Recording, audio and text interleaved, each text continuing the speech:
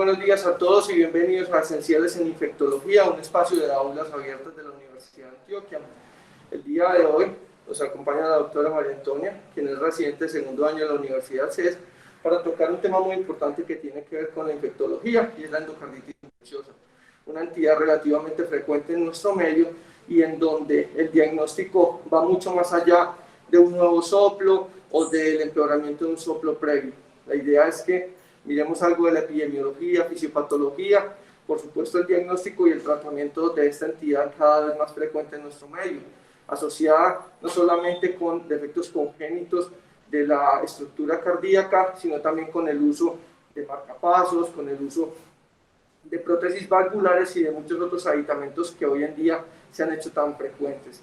Les recuerdo, por favor, apagar sus cámaras, silenciar los micrófonos para que no distraigamos a la expositora, y recuerden que las preguntas las pueden hacer a través del chat y yo se las dirijo a ella, o si es del caso las respondo por el mismo. Los dejo con la doctora María Antonia y espero que esto sea de utilidad para todos ustedes.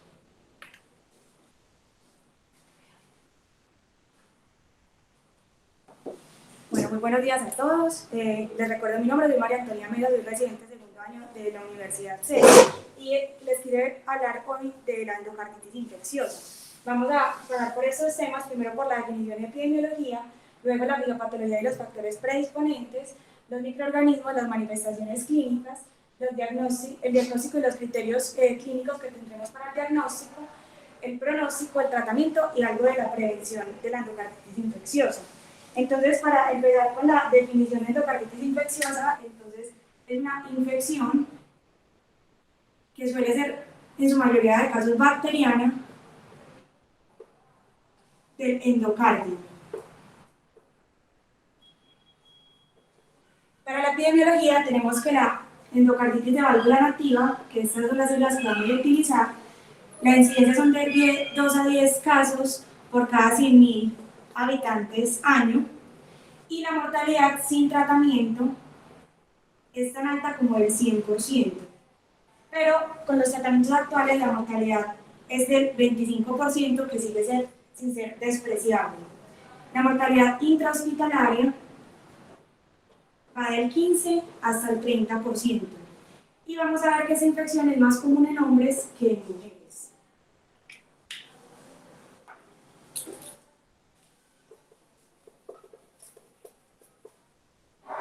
Ya pasando para la fisiopatología de los factores predisponentes, entonces vamos a tener un endotelio en el corazón. Entonces recordemos, acá el corazón tiene sus dos aurículas y sus dos ventrículos, y acá están las válvulas de las auriculoventriculares, y por aquí sale pues la válvula aórtica y la pulmonar, y está recubierto de un endocardio. Ese endocardio puede tener, por algún factor predisponente que ahorita vamos a repasar, alguna lesión. Entonces tenemos el endocardio sano, pero por alguna razón acá vamos a tener un segmento de endocardio que está enfermo.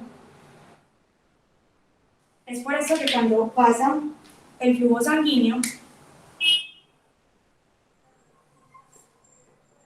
aquí se pueden ir adhiriendo fibrina y plaquetas, porque quedó expuesto el colágeno y algunas proteínas de la matriz extracelular.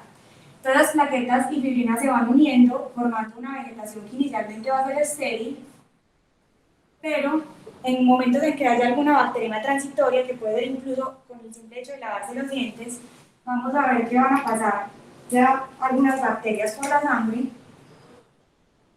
y como van a tener este sitio donde va a ser una fin que la bacteria se una, entonces estas bacterias van a adicionarse acá a esta vegetación estéril y van a concentrarse con muy alto grado de concentración, lo que va a propiciar que no solamente vaya agregando más bacterias, sino también más fibrina y plaquetas con mayor crecimiento de esa vegetación, y se va a volver inestable, lo que va a provocar que esa vegetación empiece a formar algunos fragmentos que se desprendan y embolicen distalmente.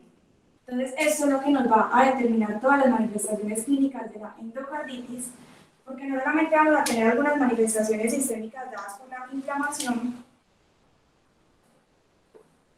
sino que también vamos a tener fenómenos relacionados con esos émbolos distales, entonces algunos fenómenos vasculares y algunos fenómenos inmunológicos.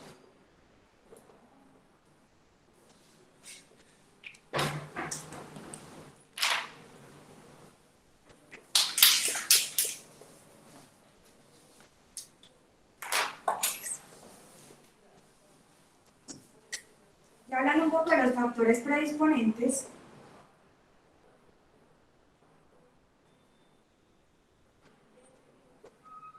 entonces los vamos a dividir básicamente en cardíacos y no cardíacos. Los cardíacos, a su vez, los vamos a dividir en congénitos, que aquí los más importantes que les quiero resaltar son la aorta y valva y la CIB. Y adquiridos son muchos, pero principalmente les quiero resaltar las enfermedades degenerativas,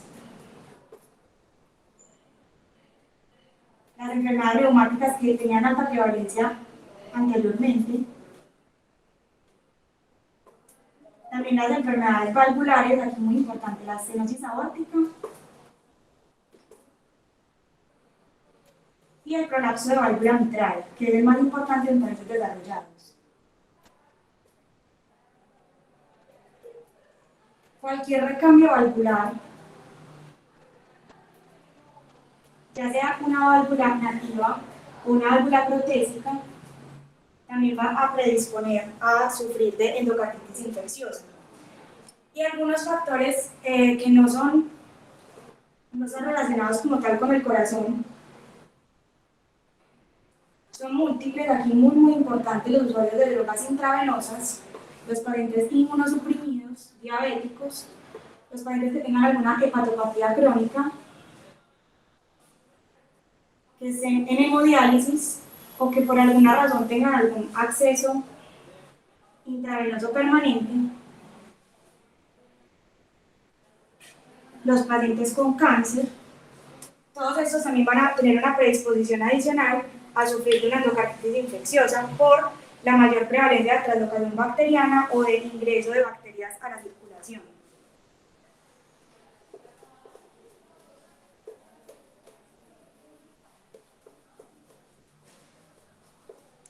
Ya para hablar un poco de estos microorganismos que son susceptibles de adherirse a estas vegetaciones estériles, entonces los más importantes en un 80%, incluso hasta en un 90%, en algunos lugares de la literatura van a ser los gram-positivos.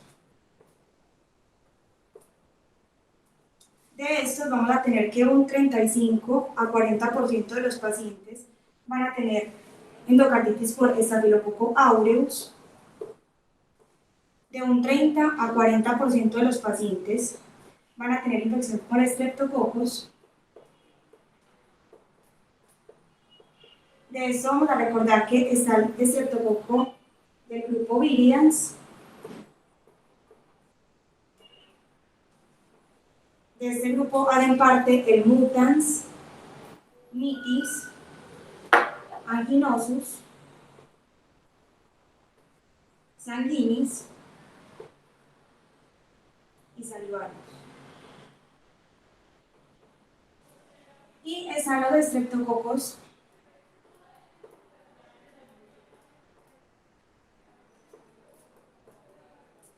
galoríticos, que anteriormente se conocía como el Streptococcus bovis. Entonces, estos van a ser alrededor del 15% cada uno de los grupos. El siguiente de prevalencia va a ser el grupo de los enterococos, con un 10% de prevalencia.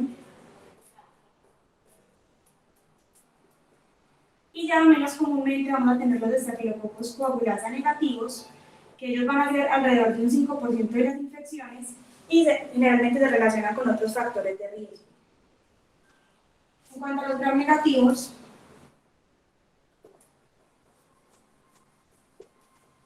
vamos a dividirlos en el caso de la endocarditis infecciosa en el grupo ASEC, que es el 1 a 2% de los casos. ASEC es Haemophilus, Agregatibacter,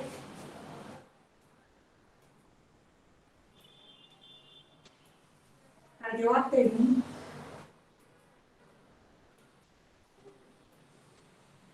Enkela y Klebsiella. Y en un porcentaje vamos a tener unos gram negativos no AC, que son otras enterobacterias que también pueden dar endocarditis, pero con menor prevalencia. Como grupo ya más raro están los hongos, que eso sobre todo lo vamos a ver en pacientes usuarios de drogas intravenosas o en pacientes con válvula protésica. Esto es cuando encontramos a los pacientes con cultivos positivos y encontramos el microorganismo causal, pero un 5 a 10% de los casos, incluso hasta un 31% en algunos lugares de la literatura, va a tener una endocarditis infecciosa con cultivos negativos.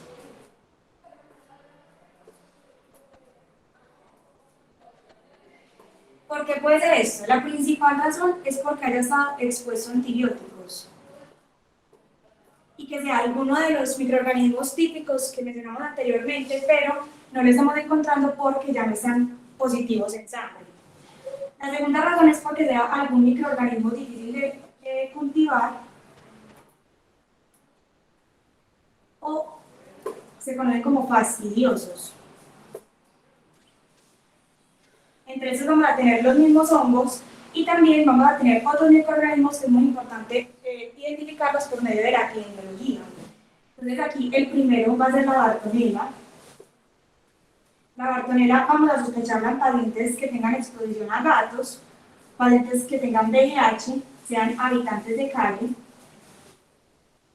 o que tengan contacto con piojos. La Brucela la vamos a sospechar en pacientes que tengan consumo de lácteos no pasteurizados o que tengan contacto con ganado, ovejas, perros. Coxiella, que es un microorganismo muy importante que ahorita hablaremos un poco más de él, la vamos a sospechar en pacientes con exposición a ganado, a mataderos o en laboratorios, se trabajan en laboratorios. Otros más raros son la listeria, el micoplasma y el Trophiluma bucqueiferi. Entonces aquí nos vamos a basar siempre en el interrogatorio y en los factores de riesgo, y esto sobre todo, estos tres, vamos a sospechar en pacientes con válvula protésica. Y la tercera razón por la que vamos a tener cultivos negativos va a ser porque tengo una endocarditis no infecciosa. Entonces, eso vamos a prender las alarmas cuando tengamos un paciente con lupus, con SAF, o tengamos, por ejemplo, un paciente que tenga una válvula protésica con tejido porcino, porque aquí podríamos buscar los anticuerpos antiporcinos.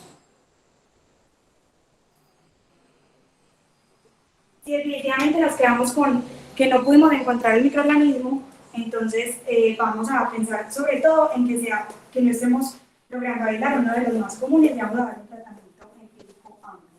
Ahora lo haremos ahora.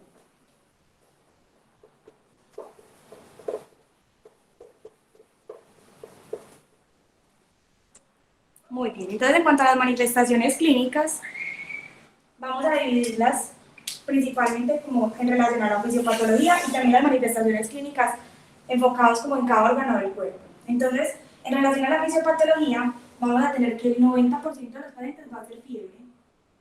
Y esa fiebre se va también a acompañar de algunos síntomas generales como malestar, astenia, adinamia, van a tener mialgias, artralgias, dolor abdominal y otros.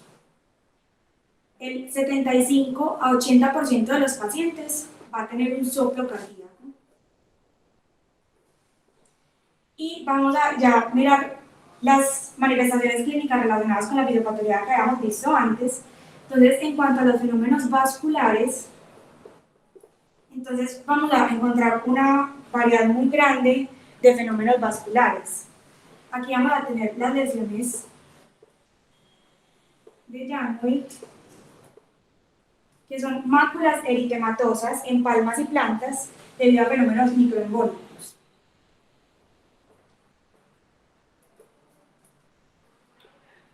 Aquí en las vasculares también vamos a tener las hemorragias en astilla,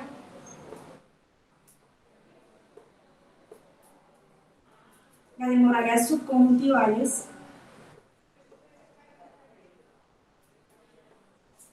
y vamos a tener hemorragias intracraneales también.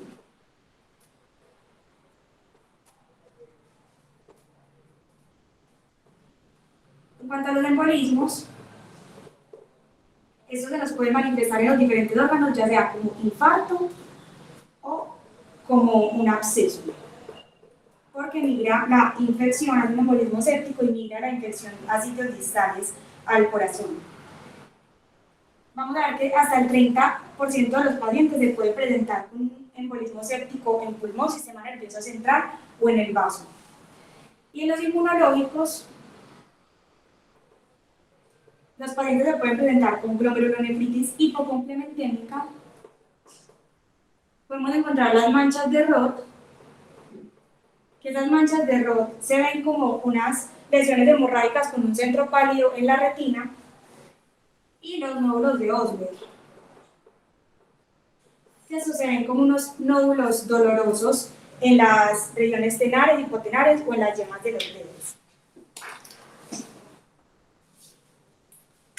Ya las manifestaciones en cuanto al resto del cuerpo, entonces van a perdonar mis dibujos, pero entonces acá el sistema nervioso central vamos a tener que pueden tener un aneurisma micótico,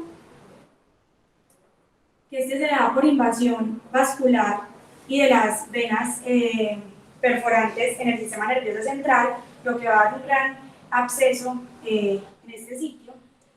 En ojos, como vimos, entonces podemos encontrar las manchas de Roth y podemos encontrar endoftalmitis endógena. Eso sobre todo se ve en Staphylococcus aureus. Ya bajando aquí en el tórax, en el corazón, vamos a encontrar entonces el soplo. Y en pulmones podemos encontrar embolismos sépticos. Pero es muy importante resaltar que esto se va a dar si es una endocarditis infecciosa del corazón derecho. Porque el émbolo va a salir desde la pulmonar hacia los pulmones. En extremidades, entonces acá en las manos, las hemorragias en astilla. Vamos a ver los nódulos de Osler, vamos a ver las lesiones de Janeway. También en la piel podemos ver petequias. En vasos es muy común encontrar abscesos, esplenomegalia o embolismos sépticos.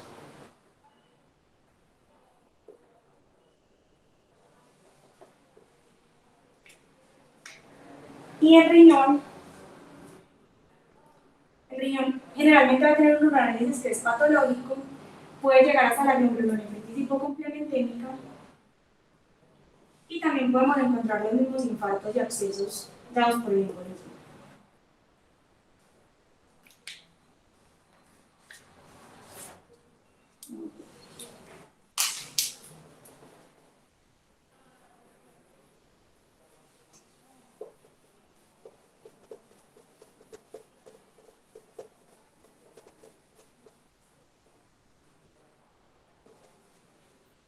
Entonces, para el diagnóstico,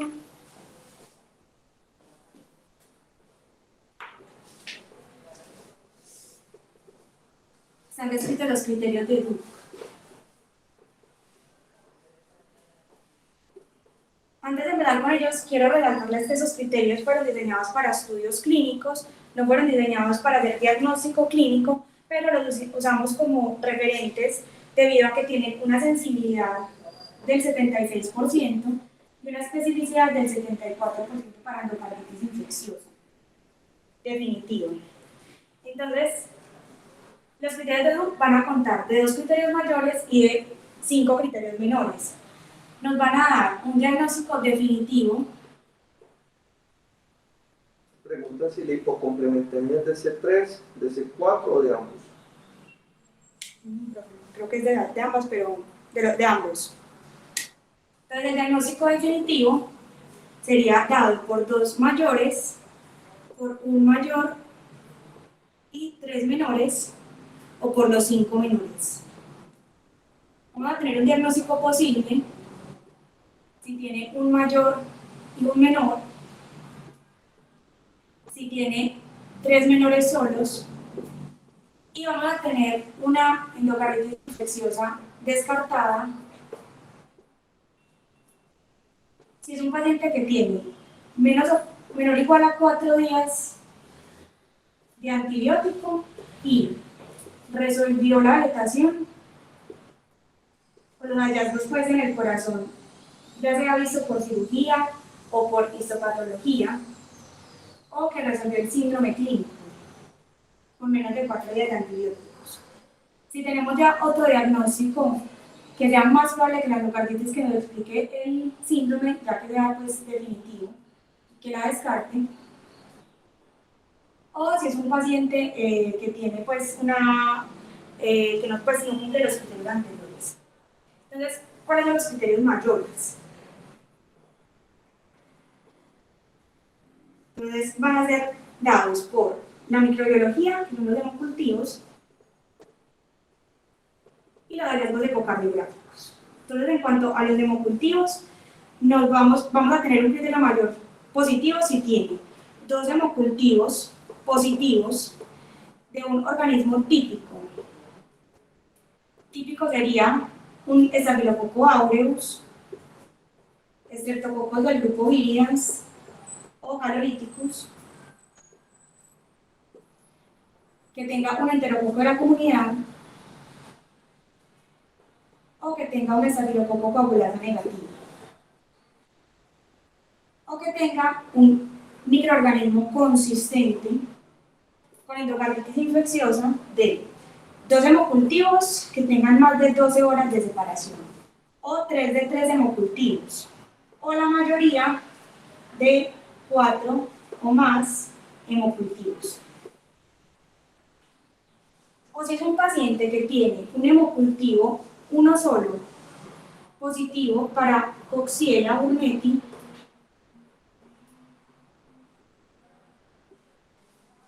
o una serología que sea mayor de 1 en 800 para Coxiella burnetii, ya ese paciente no necesita más aislamientos microbiológicos para tener este criterio mayor cumplido. En cuanto a la parte ecocardiográfica, entonces encontrar una vegetación es definida como una masa móvil oscilante, ya sea en la válvula o en el jet de salida de la válvula, que tenga un absceso, que tenga una ruptura o dehiscencia de una válvula,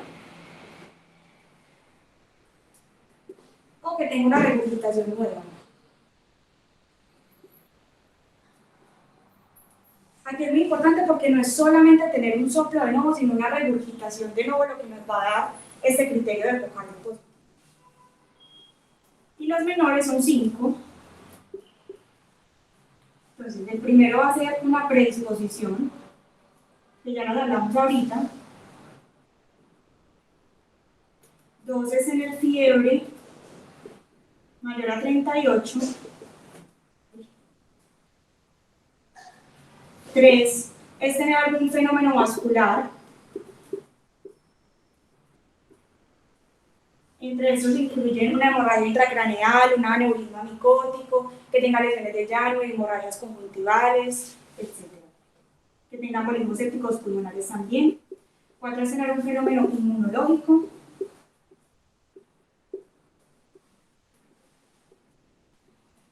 Aquí vamos a tener los nódulos de Osler, vamos a tener la glomerulonephritis complementémica. Y el quinto criterio es también microbiológico, y aquí es importante tener en cuenta que sería un microorganismo, pero aquí se excluye si es un estafilococo coagulasa negativo de un solo aislamiento, o si es un microorganismo que no se relacione con endocarditis infecciosa. Entonces estos dos se excluyen como criterio microbiológico. Y acá también en el microbiológico se incluyen las serologías, Por ejemplo, aquí entran las serologías para microorganismos fastidiosos, pero ahorita hablaremos de ellos. Las guías de la Sociedad Europea de Cardiología quisieron incluir también otros criterios adicionales a estos. Entonces vamos a tener que en los ecocardiográficos o en los imagenológicos, como criterio mayor, ya no solamente va a haber ecocardio, sino que vamos a tener, por ejemplo, un ATAC o un PET o SPECT que tenga alteraciones valvulares o paravalvulares. Eso se contaría como criterio mayor. Y en cuanto a los criterios menores, ellos también agregaron aquí en los fenómenos vasculares tener evidencias de neurismas o abscesos o infartos, pero que sean silentes, no necesariamente que estén relacionados con una manifestación clínica. Eso también contaría como un criterio menor.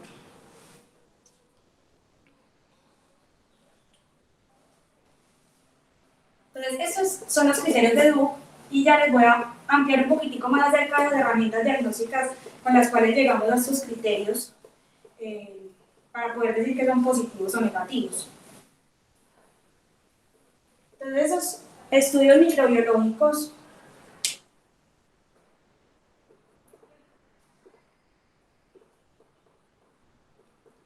vimos que tenemos los hemocultivos,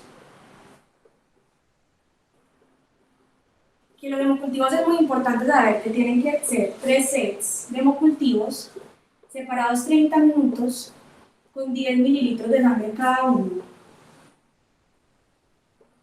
También tenemos las serologías, tenemos la biología molecular, los cultivos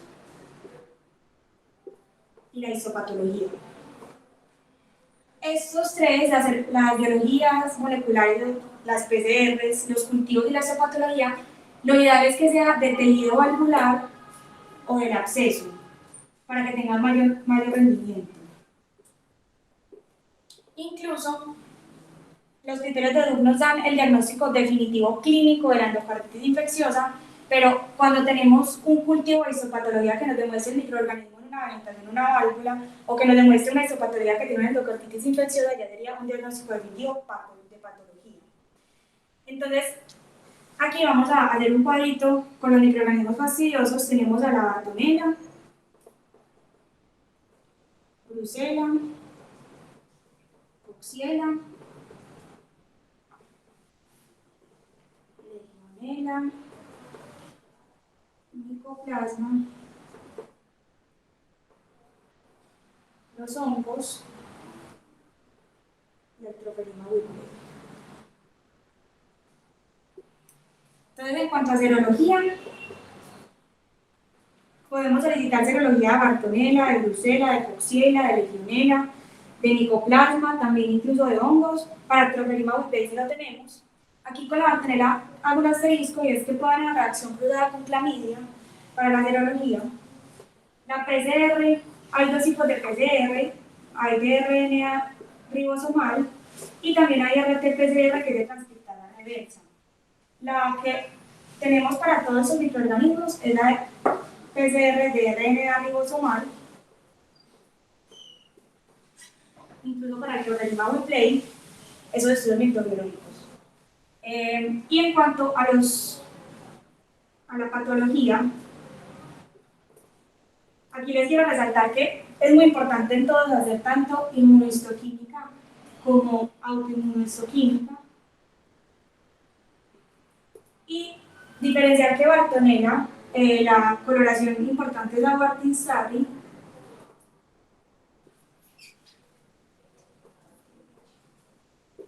y para el Trophilema wickleri la coloración importante es el PAS.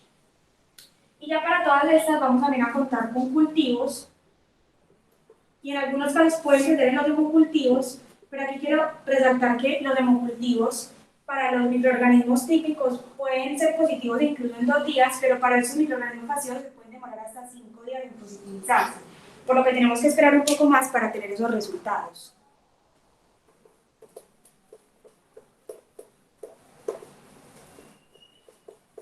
Aquí con el diagnóstico, entonces, tener en cuenta que el seguimiento se hace con los hemocultivos, de todos esos que les conté, los hemocultivos que ahorita vamos a mirar cómo es el seguimiento. El diagnóstico con imágenes,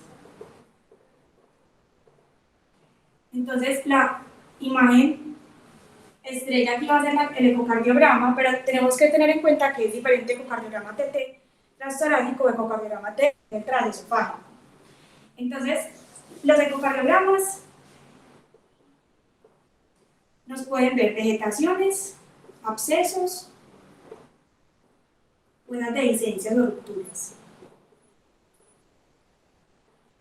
¿Cuál va a ser entonces la sensibilidad de especificidad para cada una de estos hallazgos? Entonces, para las vegetaciones, la sensibilidad del transtorácico va a ser del 70% y el 70%,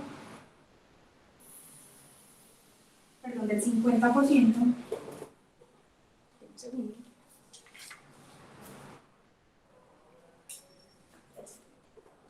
del 70%, si es válvula nativa, aquí está la cascarita. Pero si es una válvula protésica, tiene una sensibilidad del 50%. La sensibilidad del transesofágico, si es una nativa, es del 96%, y si es una protésica es del 92%. Cuando se combinan ambos estudios, la especificidad llega hasta el 90%. Para los abscesos, vamos a tener una sensibilidad de la transtorácica de un 50% y de la transesofágica de un 92%, se relacionan con estos dos. Entonces es por eso que vamos a tener un algoritmo diagnóstico muy especial. Entonces la primera línea de imagen ecocardiográfica va a ser el ecocardiograma de tipo. Si es un paciente con un ecocardio positiva para una endocarditis infecciosa del corazón derecho y es una válvula nativa, entonces ya nos quedamos con ese diagnóstico definitivo y no necesitamos ampliar los estudios. Pero si no cumple esos anteriores, si los cumple ya fijo. Si no los cumple, entonces vamos a adicionar una eco transesofágica al algoritmo diagnóstico para buscar complicaciones que no estemos viendo.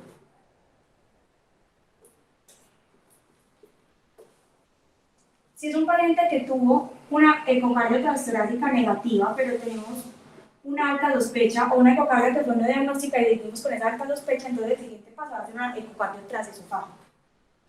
Si a pesar de una ecocardio transtorácica y una ecocardio transesofágica vamos a tener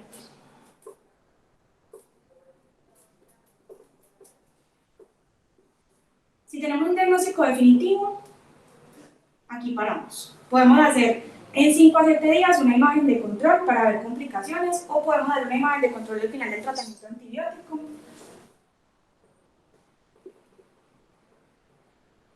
A ver cómo siguió la vegetación o incluso buscando el tamaño de la vegetación o si hay complicaciones silentes. O si vamos a llevar al paciente a cirugía, también se puede hacer una imagen de control para la planeación quirúrgica. Si quedamos con una endocarditis posible, entonces podemos repetir la ecocardio transesofágica, pero aquí vamos a hablar de otras imágenes que nos pueden ayudar en el diagnóstico. Entonces acá entran no solamente la ecocardio, sino también la TAC, que esta TAC debe ser multicorte, y no solamente nos ayuda a ver complicaciones paravalvulares, sino que también nos va a ayudar en la planeación quirúrgica y nos va a ayudar a encontrar complicaciones sistémicas, por ejemplo, embolismos sépticos pulmonares, o en vasos si extendemos abdomen o riñón. Si queremos ver el sistema nervioso central, entonces la imagen de elección no va a ser el TAC, sino la angioresonancia.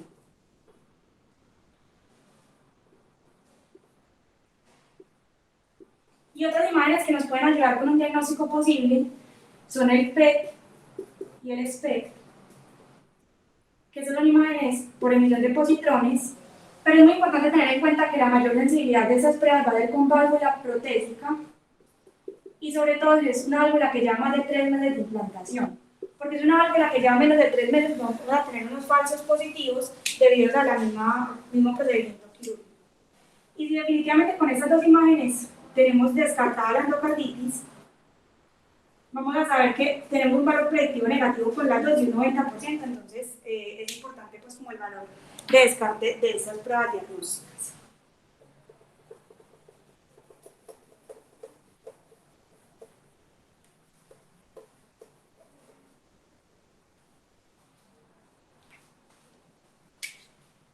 Aquí una anotación antes de seguir con lo que sigue, que es el pronóstico.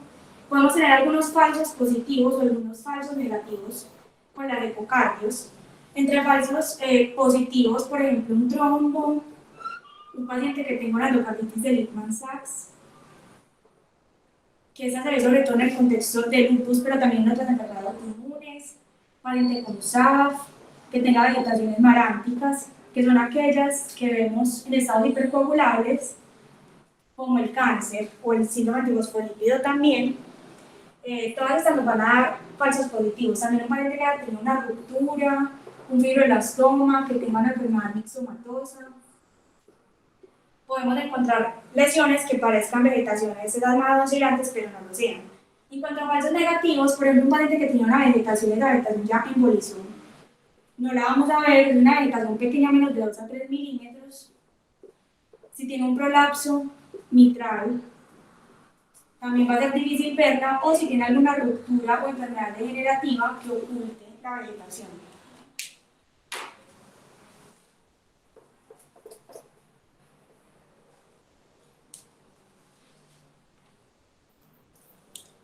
Para el pronóstico,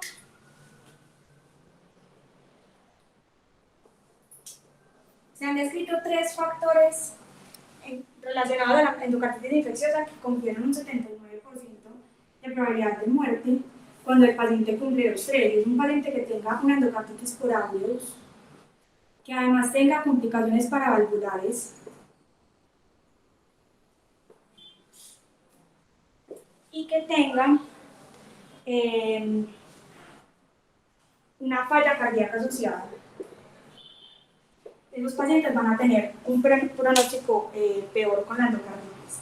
Y hay otros factores de riesgo, por ejemplo, un paciente que esté en hemodiálisis, que siga con los cultivos positivos a los 5 a 7 días.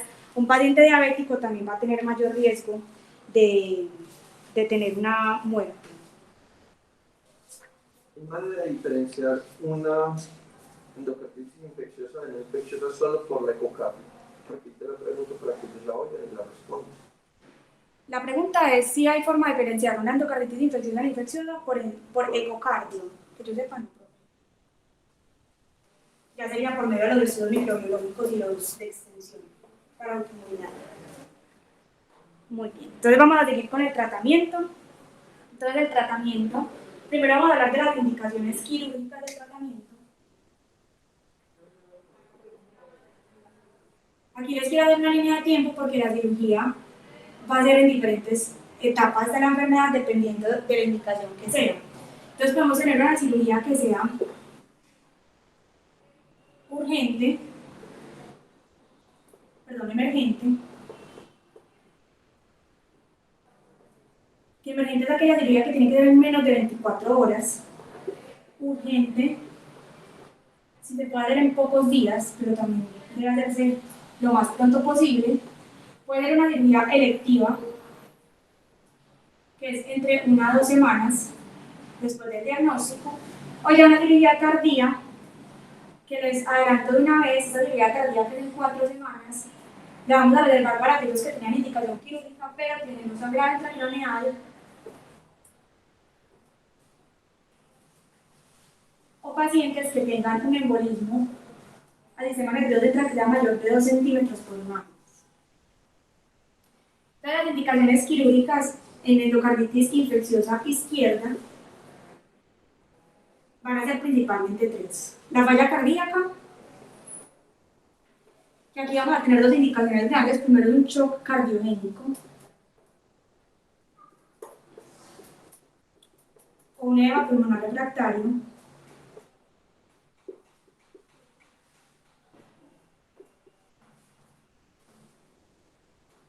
esos pacientes deben tener una cirugía que sea emergente. O si es un paciente con una regurgitación mitral o aórtica grave, que se acompañe de síntomas de falla con el síndrome completo o que tenga hallazgos por imágenes, esta va a ser una cirugía que es urgente. La segunda indicación sería una infección no controlada.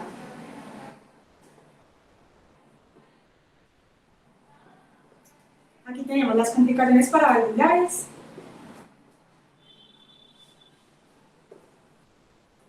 ya sea absceso, fístula, dehiscencia, ruptura, perforación. Vamos a tener un paciente que tenga los hemocultivos positivos 7 a 10 días después de un tratamiento antibiótico dirigido en un germen sensible y con todos los focos controlados. También acá vamos a tener pacientes que tengan hongos o patógenos multidrogo resistentes y vamos a tener los pacientes que tienen una válvula protésica con estafilococo aureus o con pseudomonas.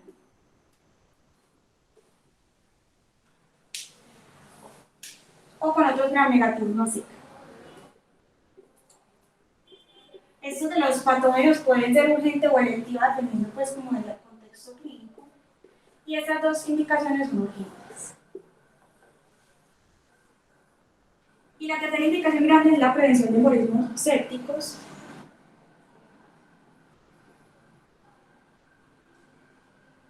Entonces acá vamos a tener a los pacientes con una penetración más de 30 milímetros, que tengan más de 15 milímetros sin ninguna otra indicación quirúrgica o que tengan más de 10 milímetros de vegetación y que no hayan tenido mayor o igual a un embolismo. Quiere decir que esas vegetaciones son inestables. Eso es en cuanto a la endocarditis izquierda. Para la derecha son muy similares. Entonces, pacientes que tengan falla cardíaca, pero esa falla cardíaca ya va a ser dada por una regurgitación tricúspide. Pacientes que tengan una infección no controlada. Y en cuanto a la prevención de embolismos, acá la vegetación va a ser mayor de 20 milímetros para la indicación quirúrgica.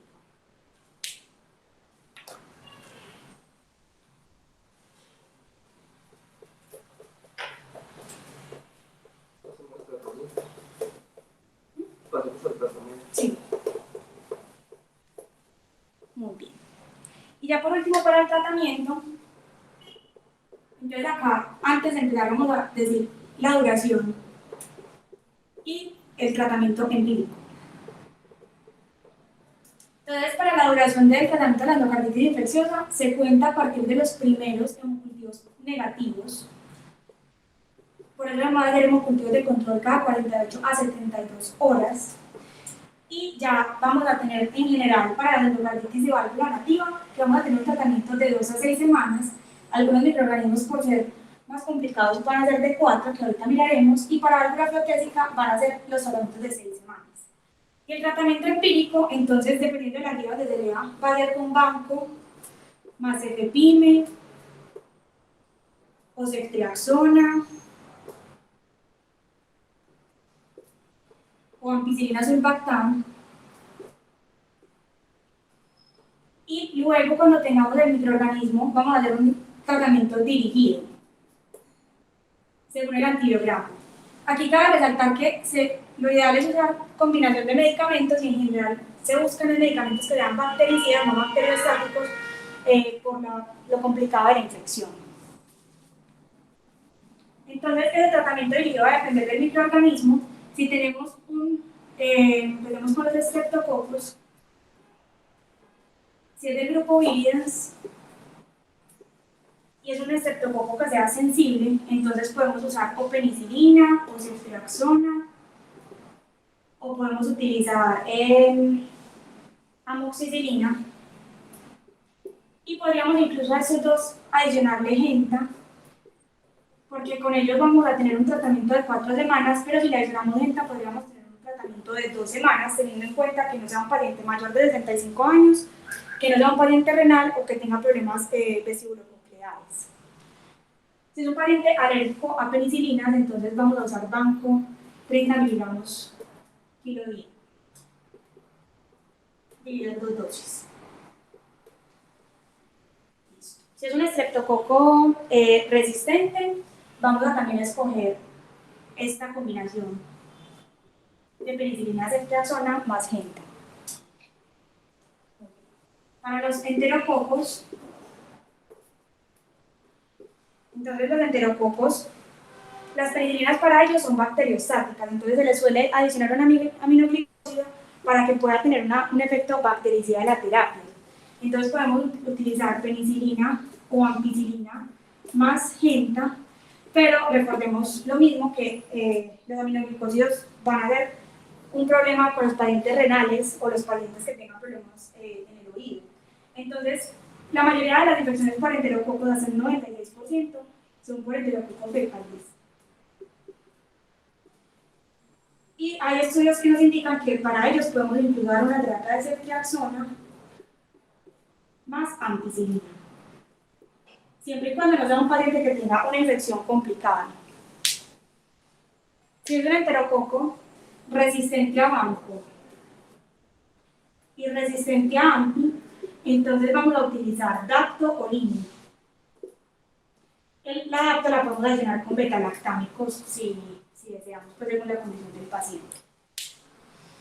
Muy bien. Si es un estafilococo aureus sensible, la elección van a ser las penicilinas antiestafilocócicas, entonces la oxa. Como opción tenemos la cefazolina, pero tenemos que tener en cuenta que si tiene un alto inóculo, la cefazolina no la va a ver también como la oxacilina, entonces tenemos que controlar muy bien los focos infecciosos, también los distales, si vamos a escoger la cefazolina. Y si tenemos un paciente que tenga una válvula protésica, entonces aquí vamos a dar oxa más genta más rifa. Si es un MRSA, entonces la elección va a ser o banco o dacto en inmunoterapia. Y podríamos adicionarle ceftarolina si es un paciente que persiste con cultivos positivos. O si es un paciente que tiene una válvula protésica, podemos adicionarle genta, un rifa.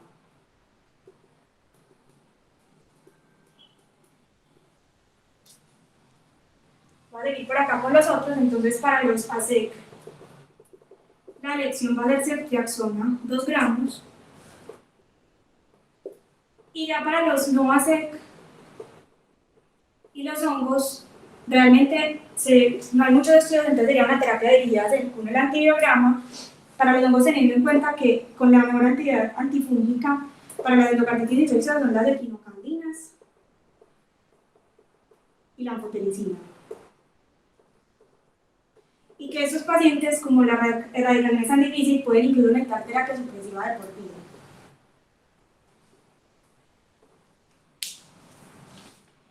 Hay 2 estudios que se llaman el POAT y el rodeo.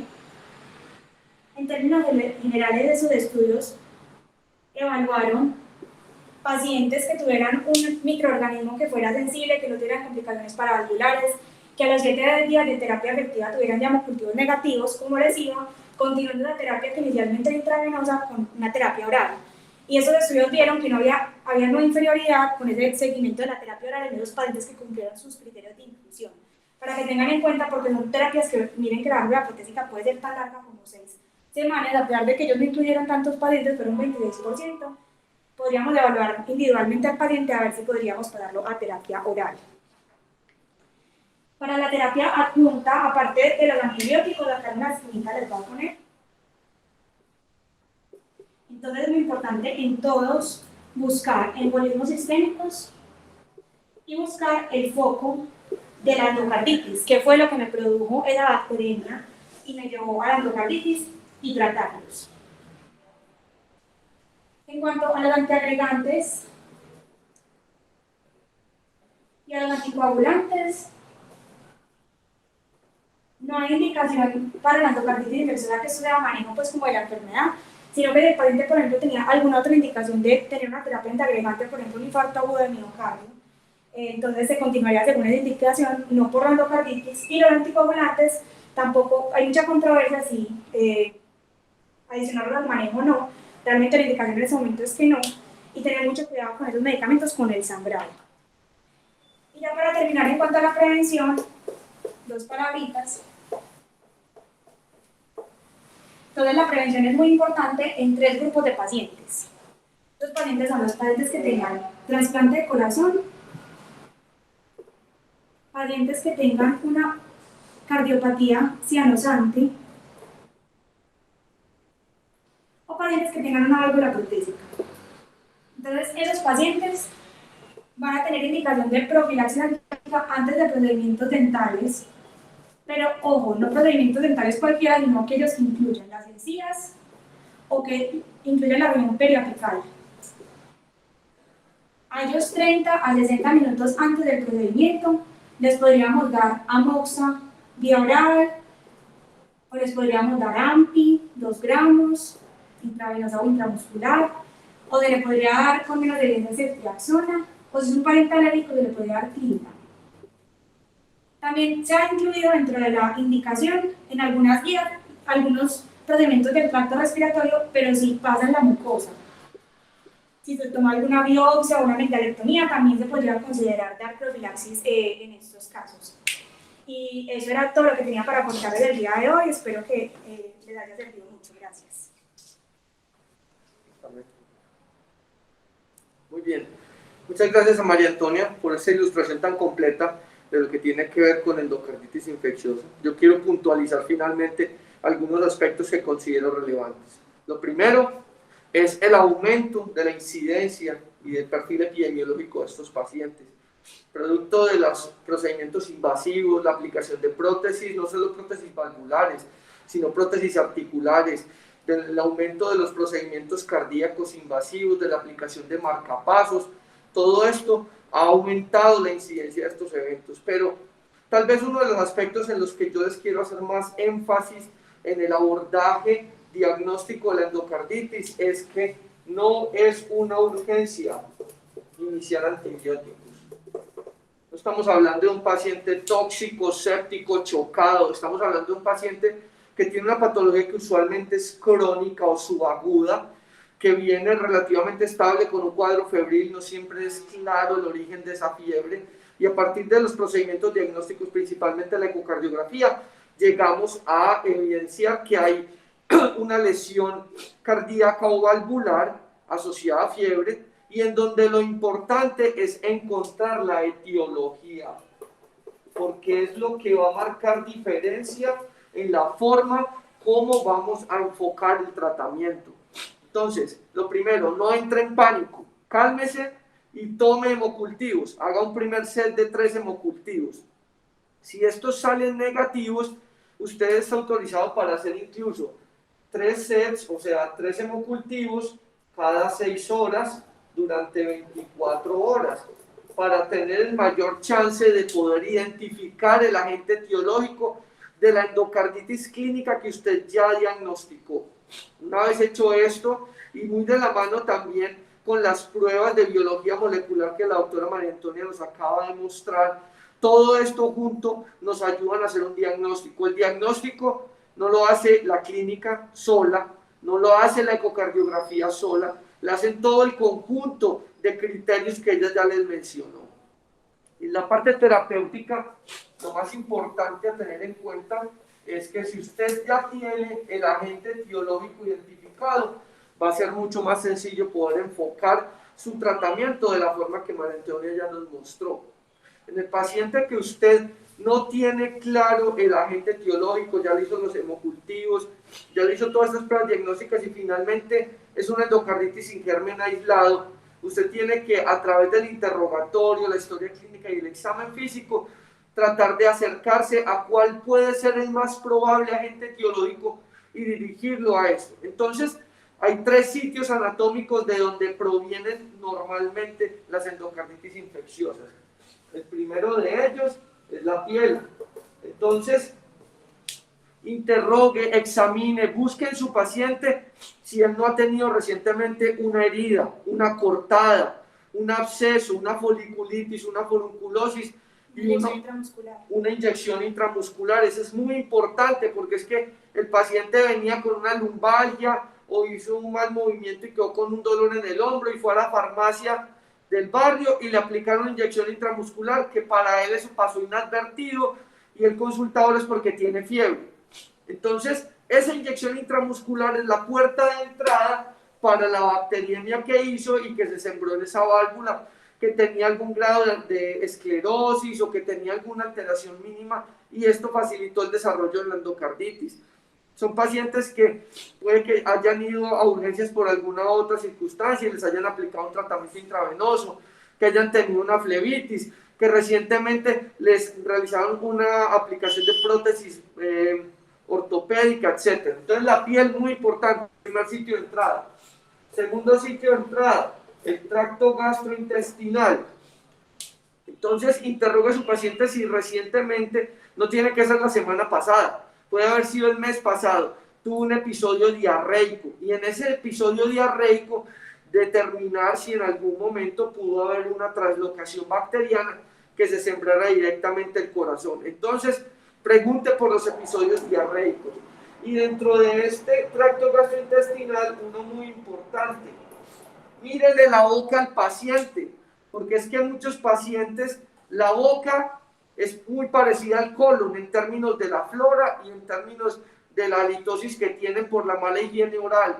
Entonces es muy importante porque en algún procedimiento odontológico reciente, y reciente pueden ser en los 6 meses previos o en las 6 semanas previas, esos focos sépticos dentarios pudieron haber realizado un embolismo cardíaco, incluso durante el cepillado regular, que para estas personas es escaso, pero cuando lo realizan hacen embolismos. Entonces, muy importante en estas endocarditis, examínele la boca al paciente.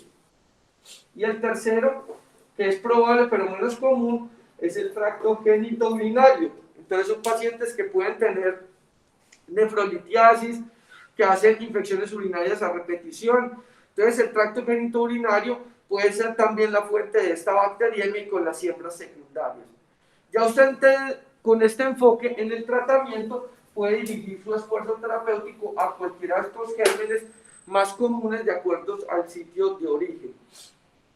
Finalmente, en el tratamiento quería explicarles algo que no van a encontrar fácilmente en la literatura, y es cómo se trata una endocarditis hoy en día por Enterococcus fecalis.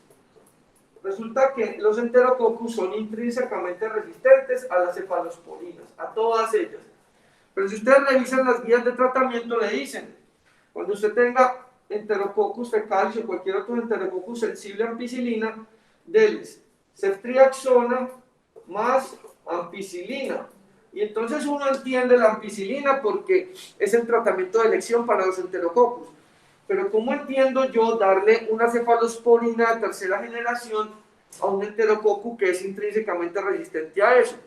Lo que sucede en estos casos es que todos los betalactámicos tienen que actuar a través de las proteínas unidoras de penicilina, las PBP. Este es el blanco molecular que le permite a los enterococos que puedan interactuar con la penicilina, en este caso con la ampicilina, y que puedan ser destruidos. Resulta que los enterococos predominan la PBP3. Esta PBP3, en menor cantidad, la PBP5, se unen ávidamente a la ampicilina. Pero Enterococcus es muy inteligente. Cuando ve que hay un montón de ampicilina que lo está destruyendo, hace una regulación a la baja de esta PBP3 y empieza a expresar una PBP2 y en menor proporción una PBP4. Esta PBP2 es mucho menos afín hacia la ampicilina, pero es altamente afín hacia las cefalosporinas, especialmente ceftriaxona. Entonces, al hacer regulación en baja de esta, hacen regulación en alta de esa, y esta combinación le permite atacarlo desde sus dos blancos moleculares simultáneos.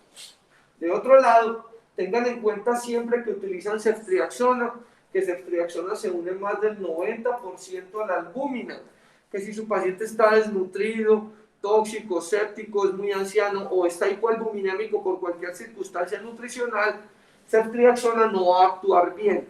Y en esos casos la cambiamos por cefotaxime.